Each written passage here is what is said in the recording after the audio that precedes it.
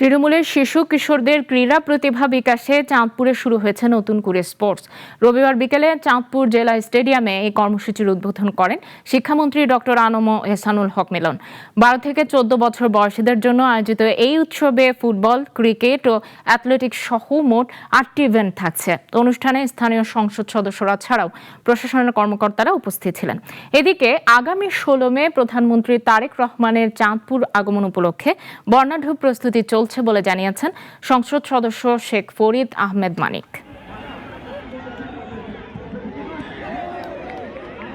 বিভিন্ন মাঠ দেখছি, কোন মাঠে আমাদের জন্য উপযোগী হবে, নেতাকর্মীরা আসবে, একটা খাল খনন অনুষ্ঠান আছে এবং ফ্যামিলি কার্ডের উদ্বোধন আছে।